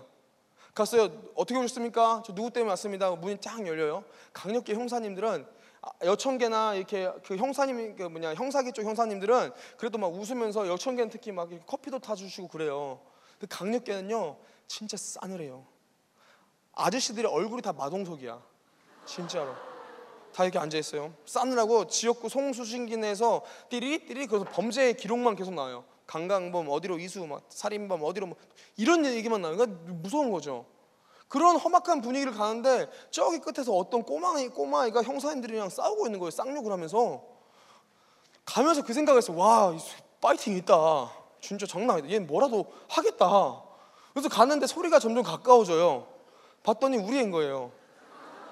형사님들한테 막 짭새야 막 그러면서 욕하고 쌍욕하면서 막 싸우고 있는데, 와, 그걸 보는데 열받아가지고 가서 애 뒤통수를 때렸어요. 누구시네요? 아, 죄송하다고, 얘 다니는 교회 전도사라고. 그러니까 맞더니 날 보더니 쌤 왔어요. 그러면서 애가 갑자기 나한테 빌기 시작해요. 잘못했다고.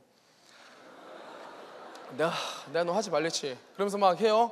근데 앉아보시래요. 앉아서 사건 일지를 쭉 읽다가, 전도사님이라고요? 네, 네 알겠습니다. 어느 교회세요? 그래서 저희 양떼 커뮤니티한 선교단체고요. 네 알겠습니다. 그래서 쭉 기록지를 읽다가 갑자기 기록지를 멈추고 기록지와 나와 이걸 계속 번갈아 보는 거예요.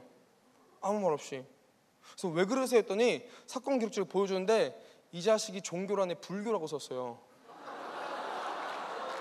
그럼 나는 뭐가 되는 거예요? 그렇잖아. 와, 또 빡치기 시작해요. 이거 실제 있었던 일이에요. 네가 불교면 네가 왜 불교냐?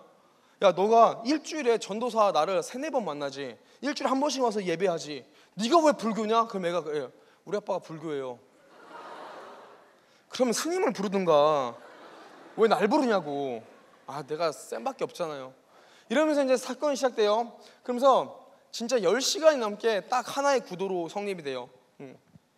얘는 형사한테 뭐라고 하고 있고요, 나한테 빌고 있어요. 나는 형사한테 죄송하다고 빌고 있고 얘한테 뭐라고 하고 있어요. 뭔지 알겠죠? 얘는 형사한테 안 그랬다고 막 그래서 막 욕을 해요. 그럼 나는 또 이제 네가 거기서 그렇게 말하면 어떡해 그래요. 형사님은 또 나한테 아니 얘가 그랬다는데요. 얘는 나한테 죄송합니다 빌고 있어요. 나는 형사님한테 죄송합니다. 형사님 얘 달래고 있어요. 이게 구도가, 그러니까 나는 그걸 하면서 이해가 안 간 게, 지가 잘못했으면 지가 빌면 될 거 아니야. 왜 내가 빌어야 되는데. 이거 하다가 나왔어요. 나오고 얘 아침밥 먹여서 보내니까 아침 10시더라고요. 무슨 말이냐면 하루가 고스란히 쏜 거예요. 나는 시간이 멈춘 줄 알았어요. 분명히 내가 나올 때, 아침에 나올 때 해가 이쯤에 있었거든요. 근데 들어갈 때 해가 이쯤에 있어요. 시간이 멈춘 줄 알았어 나는. 그냥 그때 내 마음에 확 이렇게 뭐라고 해야 돼, 불만이 나오더라고요. 그때 그 불만이 뭐였냐면 그거였어요. 하나님, 나 다시는 이거 안 합니다. 이제 나 이거 못 하겠습니다. 나 이거 십자가고 내 사명이고 자식고 좀 내려놓고 싶습니다. 내가 뭐가 아쉬워서 이럽니까? 하나님, 내가 솔직히 말하면 나는 우리 아내랑 애들 보기 싫습니까? 나 너무 보고 싶은데 내가 서울 땅에 혼자 나와가지고 이런 게 뭡니까? 하나님, 내가 이러는 거 딱 하나잖아요. 하나님, 내가 얘네들 나 없으면 부모도 하나도 없고 애들 그래도 교회 다니면서 자기 삶에서 가장 이렇게 의지하는 사람이 저라고 해가지고 내가 복음 전하려고 아둥바둥 노력하는데 어떻게 이렇게 안 도와주십니까? 그러면서 막 하는 게, 나 다시는 안 합니다. 나 정리합니다라고 딱 가는데 이제 고시원 입구를 딱 갔어요. 고시원 입구가 되게 좁아요. 좁으면 또 뭐가 떠올라요? 말씀이 떠올라요. 좁으면 뭐가 떠오르냐면 마태복음 7장 말씀, 좁은 문으로 들어가라. 진짜 그랬어요. 멸망으로 인도하는 문은 크고 그 길이 넓어서 그리로 들어가는 자가 많고 생명으로 인도하는 문은 좁고 길이 협착해서 찾는 이가 적음이라. 그 말씀이 떠오르더라고요. 좁은 문으로 들어가라. 그래서 멍하니 봤어요. 거기를 사람들 지나다니고 고시원 길에서 이 자동차길 한 넘어 있는데 멍하니 그 문을 보는데 마음 가운데 그런 깨달음이 들더라고요. 어떤 깨달음이냐면 그렇게 꼭 말씀하시는 것 같았어요. 하나님께서 나에게 어떤 말씀이냐면, 요셉아, 네가 죄인 되어서 떳떳할 때 의인이었던 내가 너를 위해서 눈물로 중보했다라는 어떤 깨달음이었던 것 같아요. 떳떳했던 죄인이었던 너를 위해서, 의로운 내가 너를 위해서 십자가를 감당했다라는 마음에 깊은 깨달음이 들더라고요. 너무 신기해요. 그런 어떤 깨달음이 딱 드니까 제 마음 가운데 자유함이 돼요. 자유함이. 내가 그렇게 딱 들더라고 생각이. 아니, 내가 뭔데 십자가를 지냐 안 지냐, 사명을 감당하냐 안 감당하냐고 얘기합니까? 주님 너무 죄송합니다. 내가 그냥 사명 감당하겠습니다. 지금도 그래요. 세계 여러 나라들 다니면서 집회를 하잖아요. 근데 하루 이틀이 전부예요. 너무 불안해요.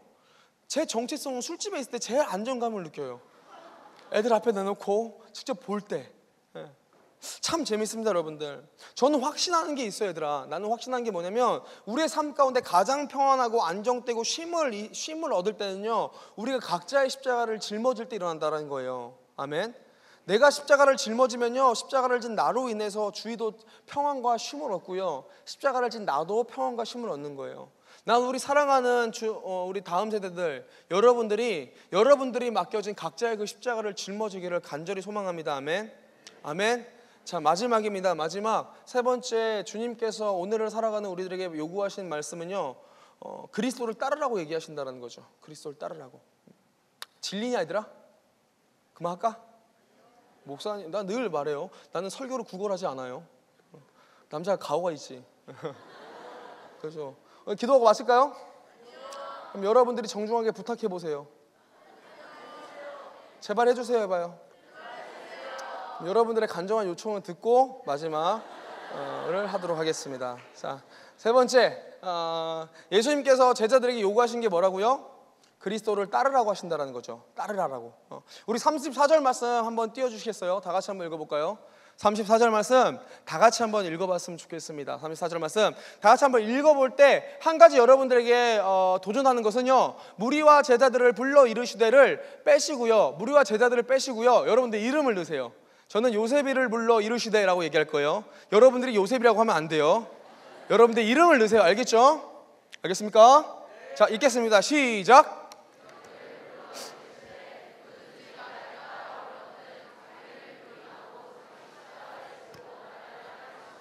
아멘.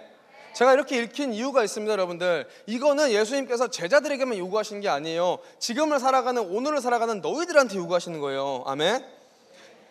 나를 부인하고 십자가를 짊어지고 그리고 이제 나를 따르라고 얘기하신다는 거죠.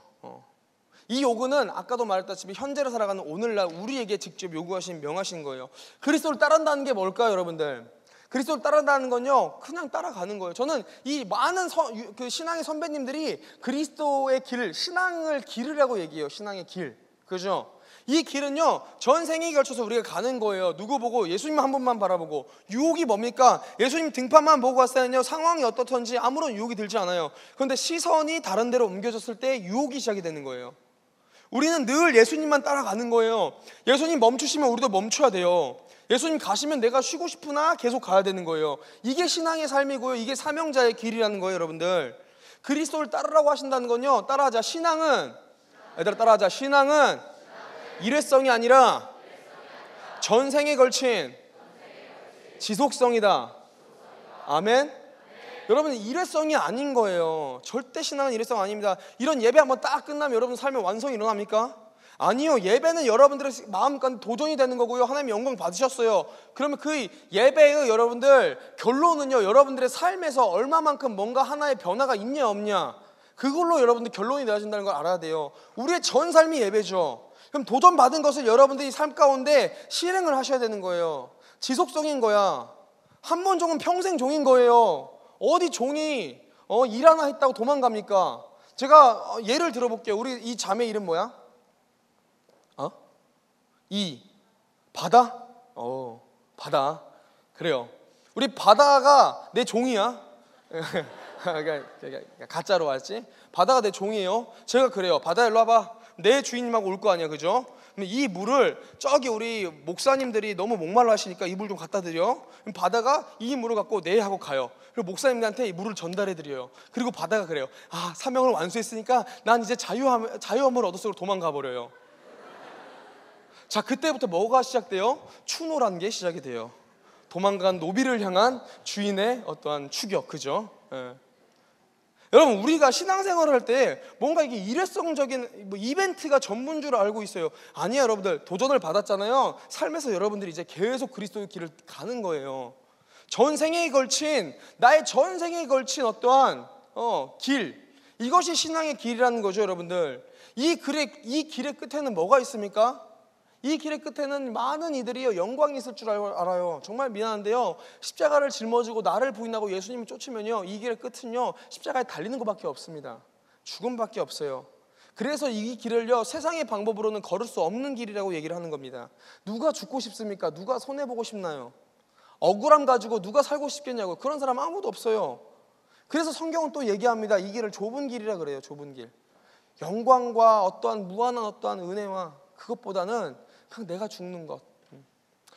그래서 따라할까요? 그리스도인은 살 자리를 찾는 사람이 아니라 죽을 자리를 찾는 사람이다. 아멘? 믿으십니까? 우리 잠깐 반주 좀 주시겠어요? 우리 잠깐 반주 좀 줬으면 좋겠습니다. 제가 정말 좋아하는 성경 구절 중에 한 구절이 있어요. 빌립보서 3장 10절 말씀이에요. 내가 말하는 것은 그리스도를 알고 그분의 부활의 능력을 깨닫고 그분의 고난에 동참하여서 그분의 죽으심을 본받는 것입니다. 바울의 고백인 거예요. 바울이 세상을 살 동안 바라는 게 하나가 있었대요. 그게 뭐냐면 그리스도를 아는 것, 오늘보다 내일도 아는 것, 내일보다 그 내일도 아는 것, 깊게 아는 것, 그리고 부활의 능력을 깨닫는 것. 부활의 능력을 깨달아서 어떠한 모진 핍박 가운데도 담대함으로 복음을 전할 수 있는, 그분의 예수님의 고난에 동참하는데 어디까지? 그분의 죽으심까지 본받는 것. 여러분, 이런 분을 한번 소개를 시켜드릴게요. 제가 몇 년 전에 한 5년 됐던 것 같아요. 중국 단동에서부터 시작해서 3,200km를 차를 타고 쭉 돌면서 백두산을 비롯해서 압록강에도 배를 타고 가서 이게 북한을 바라본 적이 있어요. 모르겠어, 잘은 모르겠는데 압록강에 있으면 북한 구역인데도 불구하고 잡지를 않더라고요. 그래서 쭉 타고 가는 거예요. 그때는 정세가 되게 어지러웠어요. 지금 같지 않았어요. 그러다 보니까 우리가 말도 못하게 했어요. 남조선 사람인 걸 알면 그들이 잡아간대요. 그래서 말을 안 하고요, 그 중국 선원들이 막 얘기를 하는 거예요. 그걸 지켜봐요. 조종경 적경지대라고 하죠. 그곳을 쭉 돌면서 북한을 본 적이 있어요. 그리고 마지막 날쯤 단동이 한 호텔에 있었을 때 일어난 일이에요. 단동이 호텔에서 씻고 저녁 한 12시가 돼요. 중국 깜깜해지거든요. 12시가 돼서 이제 자려고 씻는데 우리를 인도하셨던 한 목사님께서 누가 오시니까는 준비를 하래요. 무슨 준비를 합니까? 하니까 이분이 오시면 우리가 예의를 이렇게 범하지 않도록 준비를 해야 된대요. 그 준비가 뭐냐면 호텔에 있는 모든 커튼의 문을 다 닫았어요. 커튼은 다 닫고 문 다 닫아요. 그리고 이런 전자기기들은요, 한 방에 몰아넣는 거예요. 왜냐하면 이분이 어떤 사역을 했냐면 북한에서 탈출한 사람들을 잡아서 밥 먹이고 옷 살피고 복음을 전해요. 복음을 받아들인 사람들은 제3세계로 빼는 것이 아니라 그대로 다시 북한으로 돌려보내는 사역을 하시는 분이었어요. 이 사역을 감당하는 분인데 북한으로 다시 돌아간다고 복음을 붙들고 한 3일 뒤에, 당시에 3일 뒤에 돌아간다고 하는 청년과 같이 온다는 거예요. 우리가 다 목회자 그룹이니까 우리한테 도전을 주시기 위해서 그렇게 데리고 오신 것 같아요. 기억이 나요. 전자기기를 한쪽에 다 몰았어요. 이 북한 청년은 이 전자기기를 보면 자동적으로 김정일, 김일성을 찬양을 한대요. 그때 당시엔 그랬어요. 이게 녹음이라도 될까봐. 그러니까 이것을 못하게 위해서 전부 다 전자기기 놓고요, 기다렸어요. 아직까지 기억나요. 키가 좀 자그마신데 몸은 이렇게 땅땅하신 어떤 조선족 목사님 한 분, 그 뒤에 호리호리하고 키가 더 작은 청년 하나, 남자 청년 하나가 왔어요. 얼굴이 길다란 왔어요. 그리고 와고 얘기를 해요. 얘기를 하는데 정말 많이 울었어요. 정말 많이. 그 북한 청년이 뭐라고 얘기했냐면, 지금 그 청년이 돌아갔으니까 살았는지 죽었는지 모르죠. 근데 그 청년이 뭐라고 얘기했냐면, 내가 살려고 좀 우리 어머니도 버리고 누이도 버려서 왔다고. 그런데 내가 우리 목사님을 만났다고. 목사님을 만나서 내가 변화된 게 사실은 목사님이 차려주신 밥, 따뜻한 가정의 사랑, 이런 어떤 사주신 옷, 이런 것들에 내가 변한 게 아니라 사실 자기가 변했던 건 딱 한 가지였대요. 목사님이 자기한테 이 설교를 하시는 도중에 이 사랑이란 단어를 얘기하셨대요. 이 사랑이란 단어가 자기 마음에 너무 사무치게 생각이 너무 깊은 여운이 들었다는 거예요. 북한에서의 사랑은 일방적이래요. 내가 원수님을 사랑하면 내가 원수님한테 죽임을 당할 정도로 충성해야 되고, 내가 그 원수를 위해서 사랑하니까 뭔가 이러다가 천재를 만드는 신 중에 천재를 만드는 신이 나를 사랑해서 이 땅에 오셔가지고 나를 위해서 죽으셨다는 것, 이게 자기의 문화권에서는 너무 쇼킹한 이야기래요. 내가 이것 때문에 내가 이걸 받아들이고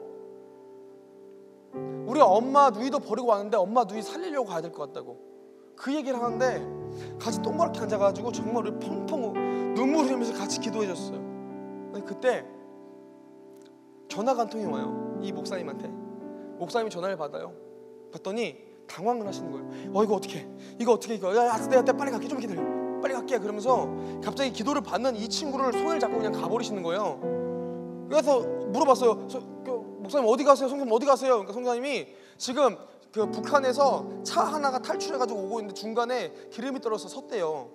그 기름 넣어주러 갔는데요. 그리고 가버리셨어요. 그냥 정말 많은 여운이 있었어요. 저는 그렇게 그 선교사님과 제 관계가 끝날 줄 알았거든요. 근데 선교사님이 2번 뵀어요. 2번 한국에 나오셔서 역삼동에서 우리를 부르시더라고요. 그래서 같이 저녁에 모여서 같이 국수 먹으면서 또 나누고요. 저희 이분 사실 너무 존경했던 분이에요. 왜냐면 제가 그때는 제 삶이 제일 힘들었던 때거든요. 난 내가 모든 사역을 다 하는 줄 알았어요. 내가 세상에서 가장 힘든 사역하는 줄 알았어요. 그런데 이분 앞에 딱 되니까 나는 무슨 가짜더라고요. 가짜. 나는 왜 이렇게 내가 헌신하고 희생하는 게 하나도 없구나. 도전이 되는 분이셨거든요. 그런데 그렇게 하고 이제 선교사님 돌아가셨어요. 그리고 그 후에 뭐 단톡으로 한 번 연락했나? 근데 2016년 5월 2일 날 이제 다른 교회 어머니 기도회를 인도하고 이제 나오는데 나와가지고 이제 페이스북을 열었는데 기사가 하나 떴더라고요. 2016년 5월 2일 북중 접경 지역의 중국 지린성 창바이현에서 목에 칼을 맞으시고 여러 차례 배에 칼을 맞으셔서 숨지신 창바이현 장배교회 한충렬 목사님. 추정되기로는 공안들한테 칼을 맞았던 그 기사를 딱 봤는데 두 가지 생각이 들어요. 첫 번째는 너무 부끄러워요. 예수를 믿는다고 해요. 그런데 내 삶은 여전히 먹고 사는 것에 목말라 있고요. 먹고 사는 것을 위해서 미쳐 있으면서 주일날 한 번 교회 오면서 예수 믿는다고 하는 내 모습, 나와 진짜 전 생애를 전부 다 걸쳐서 복음을 위해서 충성을 다하시는 그분이 똑같이 고백하는 거예요. 예수를 믿는다고. 난 이게 너무 부끄럽더라고요. 너희들 시험을 보잖아요. 이 평균값이란 게 있어요. 평균치. 다른 과목들 다 100점 맞아도요, 한 과목 빵점 맞으면 평균치가 90점으로 하락이 돼요. 난 내가 예수님이라는 그 평균값을 너무 내가 내린 것 같은 느낌이 드는 거예요. 너무 부끄러운 거예요. 또 한 가지는 뭐가 생각이 났냐면 하나님께 또 원망이 들더라고요. 아니 몇십 년 북한 민족을 향해서 그렇게 복음 전하고 힘들게 살았으면 끝은 좀 잘 돼야 되는 거 아닙니까? 이런 기도가, 하나님 최소한 선교센터라도 세워지고요, 중국 정부가 인정을 하든 아니 북한 정부가 인정을 하든, 그래서 이분들의 어떤 선교적인 어떤 삶 가운데 쭉쭉 뻗어나가는 영향력이 있어야 되는 거 아닙니까 하나님? 그들 가운데 목사도 선교사도 나오고요, 이게 우리가 꿈꾸는 거 아니냐고요. 그렇게 사랑하고 평생을 바친 민족한테 죽임을 당해요. 고작 그게 끝입니까 주님? 세상적으로 보면 이거 완전 실패 아니에요 주님? 진짜 살아계세요? 그 고백을 했던 기억이 나요. 근데 오면서 딱 하나 단어가 떠올랐어요. 단어가, 이거 제 삶에 아직까지도 핵심되는 모토입니다. 그게 뭐였냐면 하나님 나라에 갔을 때라는 단어. 하나님 나라에 갔을 때. 하나님 나라에 갔을 때는 여러분들 놀랍게도 그 단어 하나만 붙으면요 모든 게 다 변해요. 모든 게. 지금의 모든 순위들이요 다 재정립됩니다. 그리고 영원할 거예요. 부유함, 가난함, 풍족함, 궁핍함, 나약함, 강건함, 그 재정립된 순위가요 그 땅에서는 영원할 거라는 거예요. 여러분께 도전해요. 그리스도인은요 여러분들 영원한 것을 위해 사는 사람들이에요. 아멘. 여러분들 공부 아무리 잘하는 거예요 여러분들 그거 몇 년 가겠습니까? 좋은 대학 간 거 몇 년 가겠습니까? 여러분 삶 가운데 얼마나 부유하고 안정적인 삶가? 여러분 정말 죄송한데 여기 있는 분들 중에 100년이면 다 끝날 삶으로 우리는 살고 있어요. 100년이면 뭐가 남겠습니까? 영원한 것을 꿈꾸고 바랐던 이들, 그들의 삶에는 여러분들 영원한 기쁨과 영광이 있다는 걸 우리가 좀 기억했으면 좋겠습니다. 우리가 그를 위해서 좀 헌신했으면 좋겠습니다. 아멘. 아멘. 이 시간 우리 찬양 한 곡 좀 부르고 함께 기도했으면 좋겠습니다. 이 시간 찬양 볼 때는요, 십자가를 질 수 있나라는 찬양을 함께 좀 불렀으면 좋겠습니다. 우리 마음 다해서 함께 좀 고백했으면 좋겠습니다. 십자가를 질 수 있나.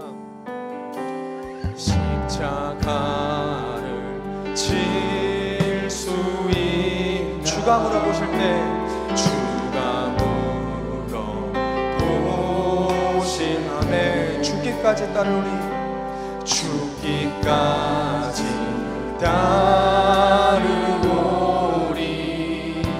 저들 대답하여 고백합니다. 우리의 심령,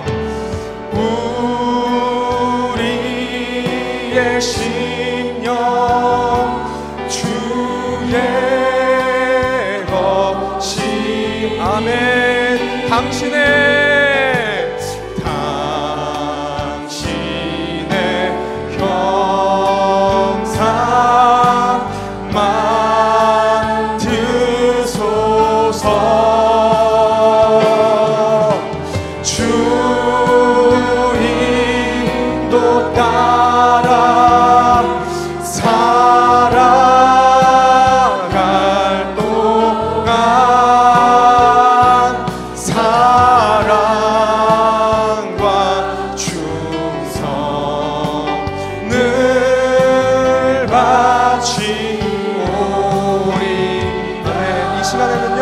제가 성경 구절 한 구절 읽어드리고요, 함께 기도하는 시간 갔으면 좋겠습니다.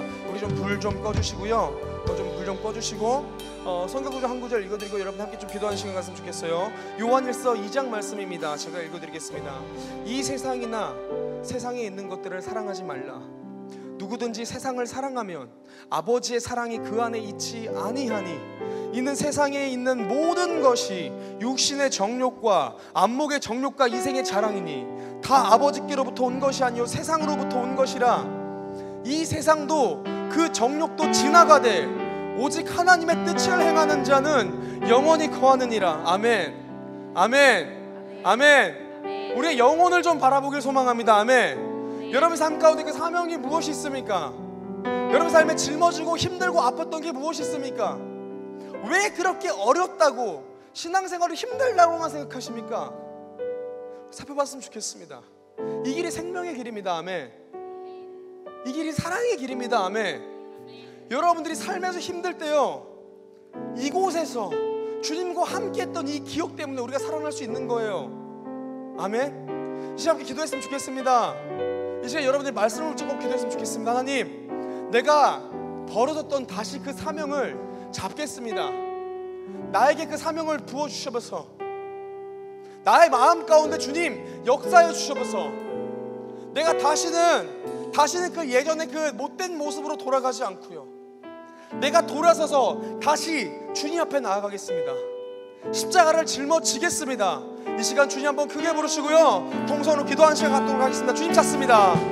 주여, 하나님 감사합니다. 그렇습니다. 주님, 나의 삶을 바라봅니다. 주님, 나는 어디에 의존하고 있습니까? 어떤 것을 생각하고 누구와 연합되었고